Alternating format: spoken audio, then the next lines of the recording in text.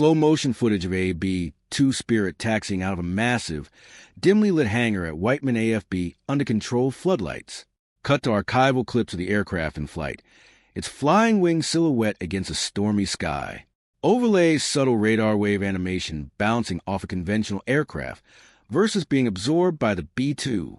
Dramatic but understated music. Think low synth pulses. One drop of rain. A 5-degree swing in temperature. A few hours of uncontrolled humidity. That's all it takes to turn a $2 billion stealth bomber into something far less invisible. For decades, engineers have wrestled with a brutal physics problem. How do you make an aircraft disappear from radar without the very material that hides it falling apart in the real world? Today, we're going inside the restricted, multi-million-dollar hangars built specifically to solve that problem for America's most feared strategic bomber, the B-2 Spirit. This isn't about secrecy from satellites or spies. It's about something far more fundamental. Material science at the edge of what physics allows. Channel logo plus title card. Quick cut to host you, standing in front of a scale model of the B-2 in a hangar cutaway. Asterisk. Welcome back to the channel. I'm your name, and today we're applying first principles engineering to one of the most expensive infrastructure decisions in military aviation. Why each B-2 Spirit requires its own climate-controlled, multi-million-dollar hangar just to stay effective. No hype, just the physics, the trade-offs, and the numbers. Let's begin. Historical timeline. 1980s Cold War strategic bomb requirements versus Soviet air defenses. Cut to B-2 rollout footage, 1989. Map of Whiteman, AFB showing hangar complex. Asterisk. After the Cold War, the U.S. needed a bomber that could penetrate the most sophisticated integrated air defense systems on Earth without being detected. The solution was low observable technology, stealth.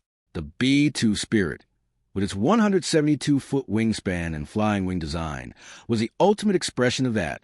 Its radar cross-section is roughly the size of a large bird, but that invisibility doesn't come from shape alone. It comes from the skin. The aircraft is coated in radar-absorbent materials, RAM, layered over advanced carbon fiber composites. These materials are the real secret, and they are fragile in a way that most people don't appreciate. Animated radar waves, EM spectrum visualization. Striking different surfaces, metal reflects, RAM absorbs. Cut to molecular level animation.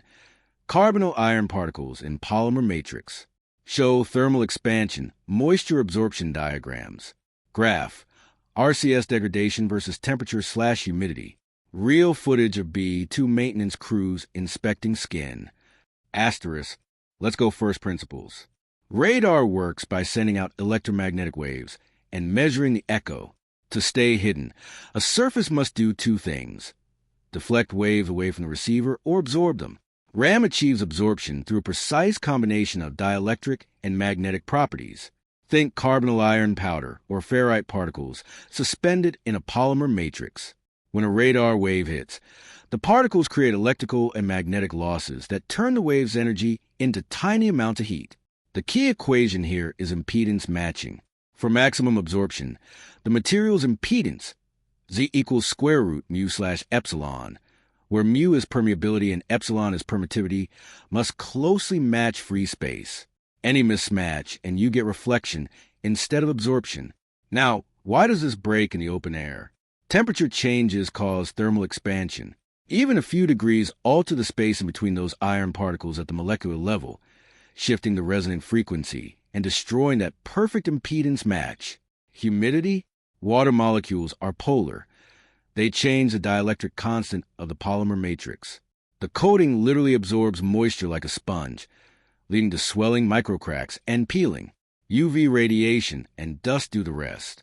The result: after just days of exposure, radar cross-section can increase dramatically, not a little, enough to turn a ghost into a target.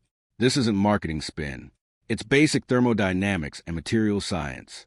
The same physics that makes high-performance composites amazing also makes them hypersensitive to their environment. Early B-2 operations prove the point.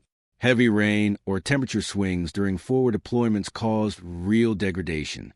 The aircraft became what crews called hangar queens, beautiful but high maintenance. Cutaway 3D model of AB-2 shelter system, B2SS, hangar, show HVAC ductwork, insulation layers, structural trusses, vibration dampening floor. Time-lapse of portable hangar deployment. Graph. Temperature stability inside versus outside. Exploded view of RAM layers on B2 skin. Comparison chart. Standard hangar versus B2 climate-controlled unit. Asterisk. So how did engineers solve it? They didn't redesign the aircraft skin to be bulletproof against weather. That would have destroyed its stealth performance. Instead, they built the environment around the aircraft. Enter the B2 shelter system, or B2SS. Each one costs approximately $5 million. They're engineered by American spaceframe fabricators and come in both permanent and rapidly deployable versions.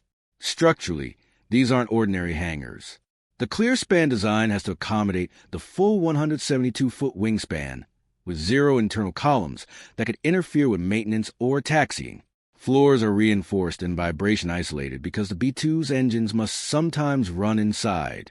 The real magic is environmental control, industrial-grade HVAC systems that hold temperature and relative humidity within tight tolerances, typically plus or minus 2 to 3 degrees Fahrenheit, and specific humidity bands. Multiple redundant air handlers, dehumidifiers, and filtration systems keep dust and particulates out. It's essentially a giant, precision climate chamber built at aircraft scale. When the bomber rolls in, the doors seal, the environment stabilizes, and the RAM stays in the exact molecular state it was designed for. Portable versions can be airlifted and set up at forward bases, a logistical feat in its own right. Cost breakdown infographic. $2 billion aircraft plus $5 million hangar plus $40 million annual maintenance. Energy consumption graph for HVAC versus typical hangar. Operational map showing limited basing options. 21 radar rendering for contrast. Asterisk. But nothing in engineering is free. Each hangar represents millions in upfront capital. Running the HVAC 24/7 across the fleet burns serious energy and requires constant maintenance. Annual operating costs per B2 run around $40 million, a big chunk tied directly to preserving that delicate skin. Operational flexibility suffers. You can't just park a B2 on a ramp like a B-52. Forward deployment becomes logistically complex, and the aircraft still demands hundreds of maintenance hours per flight hour. Skeptical note. The Air Force has never claimed these hangars make the B-2 invincible. They're a necessary compromise. The B-21 radar program learned from this. Its next-generation coatings are reportedly far more robust, but even then, similar infrastructure will be required. Montage. B-2 taking off at dawn from its hangar. Final shot of empty climate-controlled interior. On-screen text. Physics doesn't negotiate. End screen with subscribe/like. Asterisk. These hangars prove the technology is viable. Today, the B-2 has flown combat missions no other platform could. But the economic reality is stark. When your stealth solution requires a $5 million custom building per aircraft just to stay effective, scalability has limits.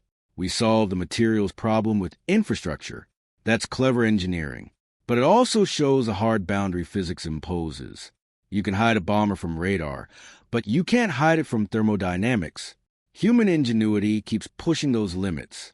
The question is whether the next generation will finally break the cycle or simply build better hangars. What do you think?